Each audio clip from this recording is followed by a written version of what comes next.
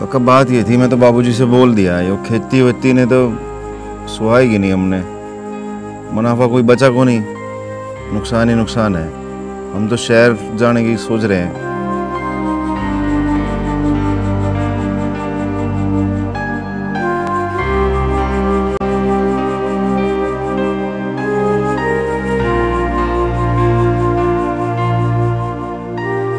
अच्छा, सोच तो हम भी यही रहे थे कि शहर निकल जाएं, वहीं चल के नौकरी चाकरी करें।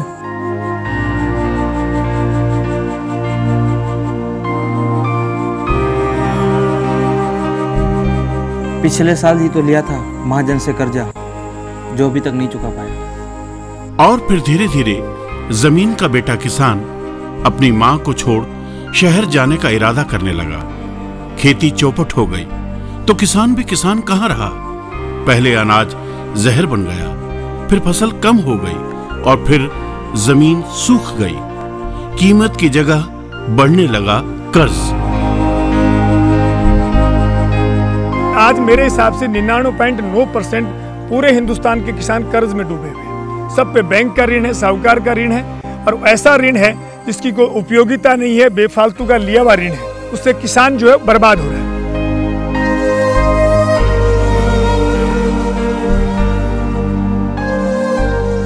दूसरी ओर अनजान उपभोक्ता बेहिचक ऐसी सब्जियां, फल और अनाज खाते रहे जिनमें जहर की बूंदें मिली हुई थी।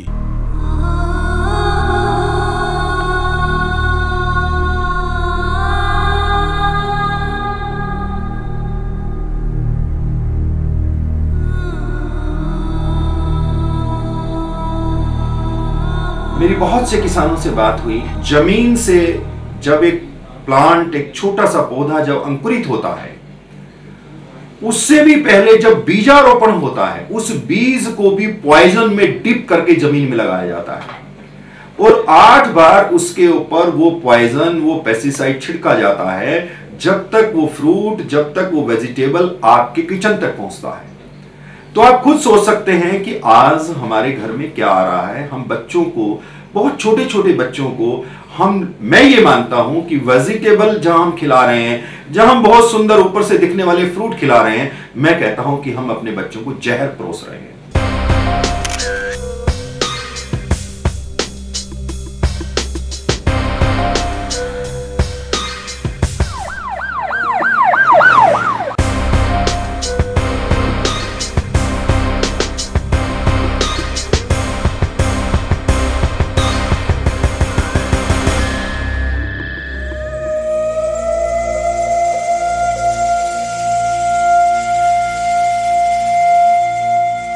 सिर्फ इतनी हुई कि हरित क्रांति के भुलावे में आकर भोले भाले किसानों ने खेती का वो तरीका इख्तियार कर लिया जो बाजार और बाजारू कंपनियां चाहती थी।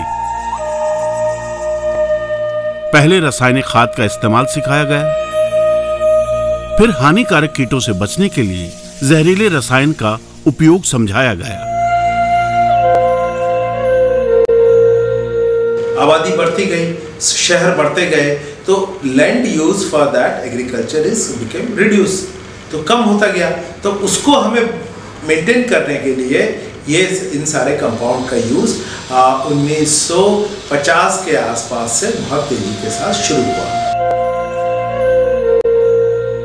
फसलों और खेतों में उफन कर यही जहरीले रसायन इंसानों की जिंदगी में जहर घोल रहे हैं।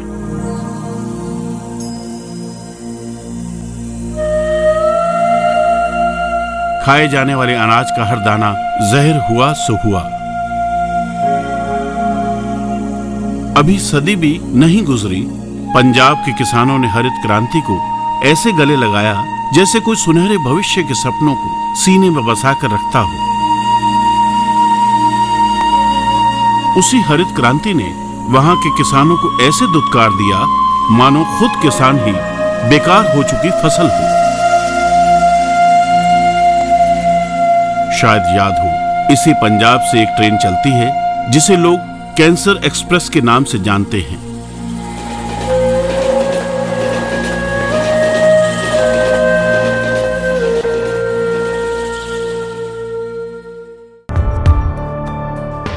नए दौर की कई नई बीमारियां हमारे भोजन के कारण पैदा हो रही हैं। ये आज भी बहुत कम लोग जानते हैं। कैंसर, हृदय रोग, पार्किंसन, लीवर डैमेज, आंतों का सिकुड़कर पाचन क्रिया को बंद कर देना जैसी अनेक खतरनाक बीमारियों की जड़ें इन्हीं पेस्टिसाइड्स में हैं जिन्हें फसल पर छिड़का जा रहा है। ये क्या हुआ?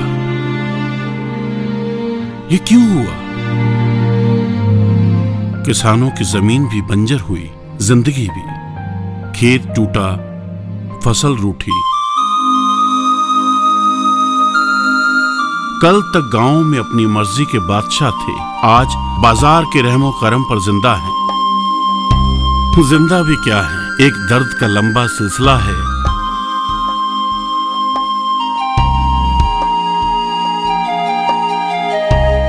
जहर पीकर जिए जा रहे हैं।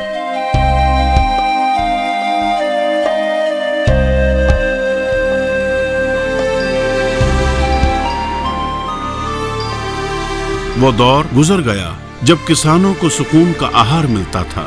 आज किसानों की हंसी भी साहूकार के यहां गिरवी है। जान भले निकल जाए, बैंक और साहूकारों का कर्ज नहीं उतरता। जय जवान जय किसान का नारा देने वाले देश में किसान ही खुदकुशी करने लगे। जिंदगी मुश्किल हो गई, मौत आसान। What's happening to India's farmers? The crisis in Vidarbha in Maharashtra is so acute that 332 farmers have died in the 4 months of this year alone. Figures by a group that is tracking the suicide say 2 to 3 farmers are committing suicide every day.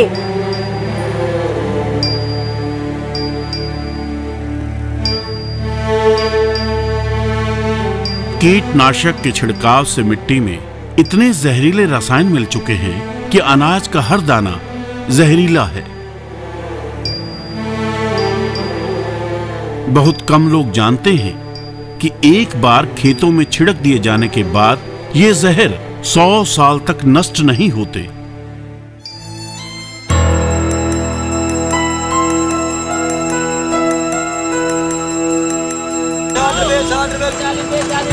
वाला 60 रुपए लो, 70 वाला 60 रुपए लो, 40 रुपए kilo, 40 रुपए kilo, 40 रुपए kilo.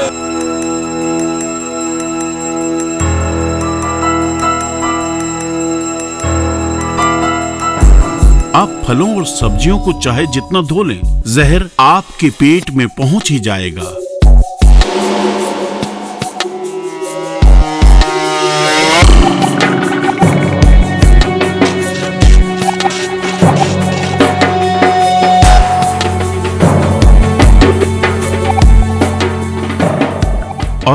आपके शरीर में समाकर आपके शरीर को धीरे धीरे नष्ट करना शुरू कर देगा।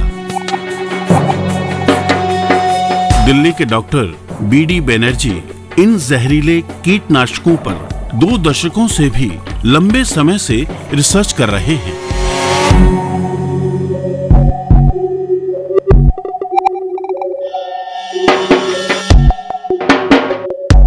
किसान ने किसी भी पेस्टिसाइड का यूज किया, उसने तो अपने फायदे के लिए, क्रॉप को बचाने के लिए, उसको नहीं पता है कि ये जो दवाई वो डाल रहा है वो आज चला जाएगा, खत्म हो जाएगा, कल खत्म हो जाएगा, कितने सालों में खत्म होगा। जनरली इसका हाफ लाइफ जो होता है it is something between 50 years to 150 years. जहरीले कीटनाशकों के छिड़काव से फसल अच्छी होती है ऐसी बात नहीं है। हाँ, इन फसलों में लगे कीड़े मर जाते हैं और कीड़ों को मारने के बाद ये जहर अनाज के दानों, सब्जियों या फलों में हमेशा हमेशा के लिए ठहर जाता है, जो आसानी से हमारे खाने के साथ हमारे शरीर में आ जाता है। कीटनाशक यानी इंसेक्टिसाइड्स, इनमें जो जहर कीटों के नाश के लिए मिलाया गया वो पहले हवा में घुला, हवा के जरिए पहुंचने लगा गांव के लोगों की सांस में, अनाज और फलों के जरिए वो पहुंच गया खाने वालों के जिस्म में, और पानी के जरिए हमारी नसों में पहुंचकर हमारे लहू के साथ रगों में दौड़ने लगा। किसानों तक को पता नहीं था कि वो जहर के व्यापार का हिस्सा बन गए हैं। यह बाजार में जहर के व्यापारियों की ताकत थी कि जहर आसानी से हमारी नस नस में घुलता चला गया। फसलों में या सब्जियों में छिड़काव किए जाने वाले जहर इतने असरदार होते हैं कि धोने और उबालने के बाद भी ये हमारे खाने में मौजूद होते हैं। हमारे जमाने में जो खाना बनाते थे हम, उसमें बहुत मिठास होती थी, सुगंध होती थी, खाने में अच्छा लगता था, दुगना गाना खाना खा जाते थे हम, लेकिन अब वो चीज़ नहीं है।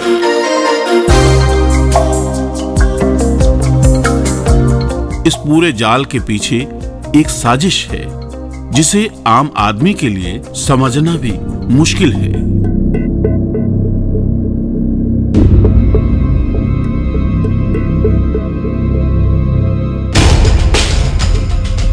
भोले भाले किसानों को इस साजिश की भनक तक नहीं लगी। कीटनाशकों के जरिए किसानों को जिंदगी के उजाले का सपना दिखाया गया, सपना कि गरीबी की उदास रातों का सूर्य उदय होगा, खेतों में फसलों की बालियां मचलेंगी और किसानों के दिन फिर जाएंगे। और ये सच है कि पेस्टिसाइड से पहले तो पैदावार हैरत अंगेज तरीके से बढ़ गई। खेतों से मंडी तक अनाज और फल के अंबार देख किसान और व्यापारी खुश भी हुए, लेकिन ये खुशी भी मौसमी साबित हुई। ये सब्जियां और फल दरअसल धीमे जहर में भीगे मौत का सामान है, जिन्हें हम आप पहचानते भी नहीं। जहर जो आपके जिस्म के अंदर जाके आपको ऐसी बीमारियों के रास्ते पर ले जाएंगे जिनके बारे में ना तो आपको पता है और ना ही जिनका इलाज मौजूद है। कड़वा सच तो ये है कि माँ बाप से ये जहर नवजात बच्चों के शरीर में पहुंच जाता है। यदि नई पीढ़ी के छोटे छोटे बच्चे नई नई बीमारियों से ग्रसित हो रहे हैं तो इसके पीछे इन जहरीले अनाज, फल और सब्जियों का बड़ा योगदान है। हमारे पास जो कीटनाशक हम यूज करते हैं ये सब बहुत पुराने वाले हैं। ये सारे कंपाउंड चाहे कीड़े में, चाहे मनुष्य में, चाहे जानवर में से इनसे बचने के लिए हमारे पास अपना मैकेनिज्म है। लिवर इनको निकालने का कोशिश करता है, जिसको कि साइटोक्रोम P450 सिस्टम बोलते हैं। ये ड्रग मेटाबॉलिज्म एंजाइम के अंडर में आता है और मनुष्य इसको अपने बॉडी से निकालने का कोशिश करता है। अब कितना कर पाता है, नहीं कर पाता, ये मनुष्य के ऊपर डिपेंड, उस पर्टिकुलर कम्युनिटी पे, पर्टिकुलर एरिया पे, पर्टिकुलर लोकेशन पे डिपेंड करता है। ये पहली नंबर बात। दूसरा इंपॉर्टेंट पॉइंट ये है, उसके साथ साथ कीड़ा भी इससे समझदार होके उसको अपने बॉडी में से निकालना शुरू करता है। तो अल्टीमेटली ये जो कॉस्ट प्रॉफिट रेशियो है, कीड़ा ज़्यादा मरेगा कि मनुष्य ज़्यादा मरेंगे, या ये हमें ज़्यादा प्रोडक्शन इसमें खेती में होगा, ये सवाल आके खड़ा होता है। ठीक है, हमारा फूड प्रोडक्शन बढ़ा, खेती का वो बढ़ा, लेकिन किसके कॉस्ट पे? उसके साथ आपने दूसरी डिजीज जो डेवलप कर दी, उसका तो इकोनॉमिस्ट ने कभी उसको कैलकुलेट नहीं किया ना। पेस्टिसाइड के वजह से आपके बहुत से अदर रोग जो कि पहले नहीं होता था, जो कि हमारा जेनेटिक नहीं था, जैसे पार्किंसन हो गया, एल्ज़मेयर हो गया, प्रीटर्म बर्थ हो गया, प्रीटर्म जल्दी बच्चे का समय से पहले पैदा होना, इंट्रायूट्राइन ग्रोथ रिटार्डेशन, बेबी का कम बर्थ पे, कम वेट पे जन्म लेना, तरह तरह के कैंसर जिसमें prostate cancer, breast cancer, ovarian cancer and gall bladder cancer, वो उसमें हमारे सामने आया। पेस्टिसाइड रेजिड्यू का फूड के ऊपर काफ़ी इफेक्ट पड़ा। फूड लेवल पे अगर हम आज एस्टिमेट करें तो उसमें कई जगह पे पेस्टिसाइड के वो देखा जाता है, जो कि जिसको कि हम उसमें से दूर नहीं कर सकते। कीटनाशकों के इस्तेमाल से पैदा हुई बीमारियों की फेहरिस्त बहुत लंबी है। शरीर के दरवाजों पर इन बीमारियों की ना तो आहट होती है, ना ही दस्तक।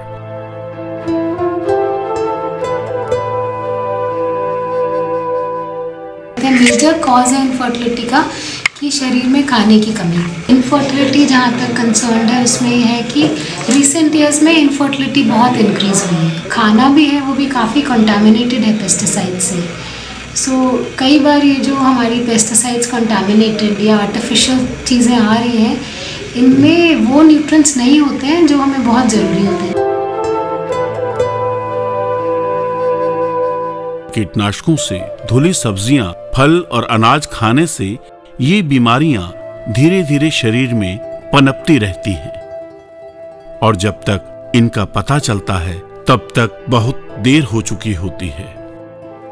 कीटनाशकों ने न सिर्फ इंसान को बीमारियां और मौत दी, बल्कि ये पूरे पर्यावरण के लिए खतरा बन गए। कई ऐसे पशु पक्षी भी इन कीटनाशकों की भेंट चढ़ चुके हैं जो कुदरत में संतुलन बनाए रखने के लिए जरूरी थे, जैसे गिद्ध, कुदरत का सफाई कर्मचारी और उल्लू जैसे जीव आज जिंदगी की लड़ाई लड़ रहे हैं सिर्फ कीटनाशकों की वजह से। कीटनाशकों ने जैविक व्यवस्था को बिगाड़ कर रख दिया है। ऐसे ही चलता रहा तो पूरी की पूरी जैविक व्यवस्था ही तबाह हो जाएगी। और आसान तरीके से समझा जाए तो ये कीटनाशक कीटों को खत्म करने के बदले उनकी ताकत में इजाफा कर रहे हैं। धीरे धीरे फसलों में लगने वाले ये कीड़े जहर के लिए प्रतिरोधी ताकत हासिल कर लेते हैं, जिनकी वजह से किसानों को और भी ज्यादा जहर इस्तेमाल करना पड़ता है। जहर और कीड़े का ये रिश्ता जितना जटिल होता जाएगा, हम इंसानों के लिए जिंदगी भी उतनी ही मुश्किल होती जाएगी। हरियाणा के कृषि विशेषज्ञ रासायनिक खाद और कीटनाशकों की दुकान भी चलाते हैं। खुद इनकी राय सुनिए। असल में क्या है कि ये एक विशियस साइकिल बन गया है। विशियस साइकिल का मतलब दुष्चक्र आप इसको हिंदी में कह सकते हैं। मुझे तो 100% ये निश्चित है, मैंने अपने अनुभव से, पिछला जो 25 साल का मेरा अनुभव है उसके आधार पे मैं ये बात कह रहा हूँ और मैं ये सिद्ध कर सकता हूँ कि जितना फर्टिलाइज़र आप अप्लाई करते हैं, रिकमेंडेशन है कि 45 डेज बाद फर्टिलाइज़र यूज़ नहीं करेगी क्रॉप, आपका वहीं पड़ा रहेगा, लेकिन लोग डाल रहे हैं 2-2 महीने तक, 3-3 महीने तक डालते रहते हैं। जितना आप फर्टिलाइज़र एक्सेसिव यूज़ करेंगे उतना पेस्ट ज़्यादा आएगा। जितना आप पेस्टिसाइड उस पेस्ट को मारने के लिए यूज़ करेंगे, नंबर ऑफ स्प्रेज बढ़ते जाएंगे। होश आते आते किसान लुट चुका था।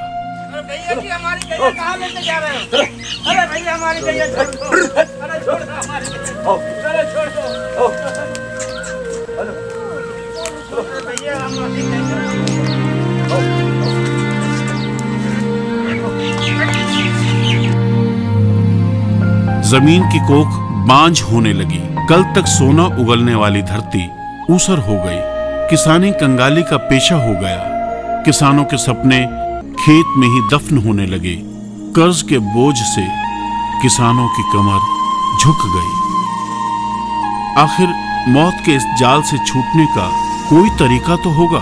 कोई तो किसान होगा जिन्हें इस जाल को तोड़ने का तिलिस्म भी पता होगा। ऐसे ही किसान की तलाश में हम सीकर राजस्थान पहुंच गए। जहां के किसान आंखें खोलकर खेती करते हैं प्राकृतिक तरीके से, वहीं हमारी मुलाकात कान सिंह से हुई।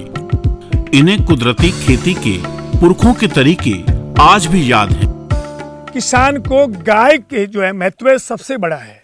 हमारे शास्त्रों में वर्णन जो आता है कि एक देसी गाय से आप 30 एकड़ ज़मीन में बम्पर फसल ले सकते हैं। आज जो मेरे भाई डीएपी, यूरिया, रसायनों का उपयोग कर रहे हैं, जो जैविक खादों का उपयोग कर रहे हैं, वो कल से ही बंद कर दें। और जो मैं एक तरीका बता रहा हूँ उसमें आप प्रैक्टिकल कर लें। 5 बीघा में आप रसायनों से खेती करें, 5 बीघा में जैविक तरीके से करें, और 2 बीघा में आप जो है प्राकृतिक रूप से जो हमारी जीरो बजट की खेती है उसके तरीके से करें। फसलों के साथ जमीन को बचाने का एक ही तरीका था, प्राकृतिक खाद और कीटनाशकों का उपयोग। सवाल है, क्या इनका इस्तेमाल करके किसान अपनी फसल को बचा सकते हैं? सवाल का जवाब है हाँ, ऐसा करना मुमकिन है, बल्कि बेहद आसान भी है। प्राचीन भारत में इसका उपाय था पंचगव्य, यानी गाय से मिलने वाले 5 तत्वों का मिश्रण।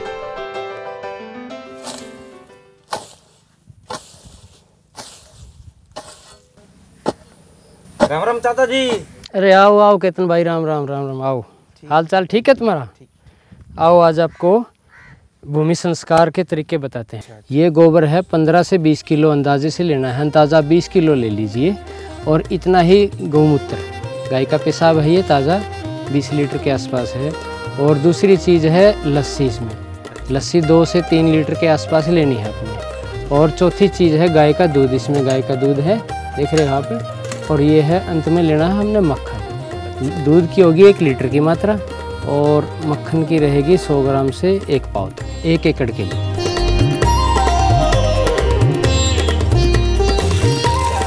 गोबर, गोमूत्र, दूध, दही और घी, अगर इन चीजों को सही मात्रा में मिलाकर कुछ दिनों तक रख दिया जाए तो ये सबसे ताकतवर उर्वरक में बदल जाते हैं।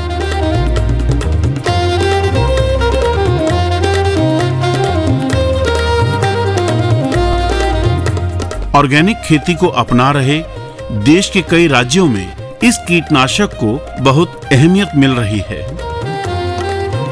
ऊसर जमीनों से परेशान युवा किसान भी प्राकृतिक खेती की ओर आकर्षित हुए। दरअसल जरूरत भी यही है। युवा किसान खेती छोड़ देगा तो गांव सुनसान हो जाएंगे। इसलिए जरूरी है कि नई पीढ़ी कुदरती तरीके से खेती की अहमियत को समझे, तभी गांव फिर से खुशहाली के रास्ते पर बढ़ेंगे।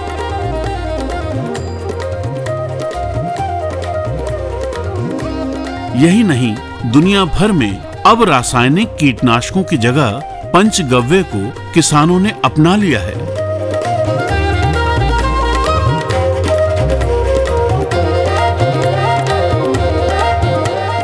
खास बात यह है कि ये कीटनाशक सिर्फ कीड़ों को ही नहीं मारते, बल्कि फसल में बढ़ोतरी भी करते हैं। ये वर्मी वाश बनाने की किसान जो आसानी से बना सकते हैं सबसे सरल विधि है। अच्छा। ये 3 गड्ढे आप देख रहे हैं, इन 2 गड्ढों में छेद है। अच्छा। और नीचे वाले में छेद नहीं है। ये पाइप लगी हुई है, इसमें छेद है, ऊपर से इसमें छेद है। अच्छा। इसमें डालते हैं सादा पानी। अच्छा। और बीच के गड्ढे में डालते हैं, ये है वर्मी की केचुआ एचरी से आया हुआ गोबर और केचुआ है इसमें।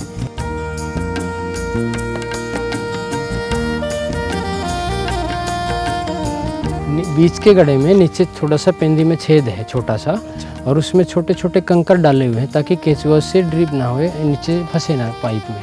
अच्छा। केचुआ अपना सुरक्षित रहेगा, फिर इस्तेमाल करेंगे इसका। अच्छा। आगे काम लेंगे।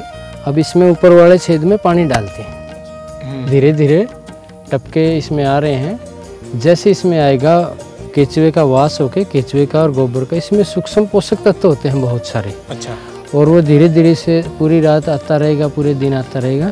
थोड़ा सा 1-2 लीटर इसमें इकट्ठा हो जाएगा। और इसकी 2 लीटर मात्रा 1 एकड़ फसल के लिए काफ़ी रहती है। इसका विशेष एक्शन होता है फसल पे जब हम इसको पानी 200 लीटर पानी में मिला के किसी खड़ी फसल पे स्प्रे करते हैं। तो ये बड़ी ज़बरदस्त तरीके से पौध को बढ़ाता है। जैविक कंपोस्ट बनाने की विधि भी बहुत आसान है। एक गड्ढे में धरती से 2-2.5 फीट ऊंचाई तक गोबर भर देते हैं। इसके सूखने पर इस ढेर में 2.5 इंच मोटा छेद इस तरह से कर दिया जाता है कि उस पर सूर्य की रोशनी सीधी पड़े। फिर इस छेद में 2-3 दिन के अंतर पर गोमूत्र डाला जाता है। इस विधि से ये जैविक खाद 6 से 7 महीने के अंदर तैयार हो जाता है। इन प्राकृतिक खाद एवं कीटनाशकों का खेत पर होने वाले प्रभाव को समझने के लिए हमने एक प्रयोग किया। एक ऐसा खेत चुना जिसमें रासायनिक खाद प्रयोग में लाए जाते रहे हैं और एक खेत जिसमें प्राकृतिक खाद का उपयोग होता है।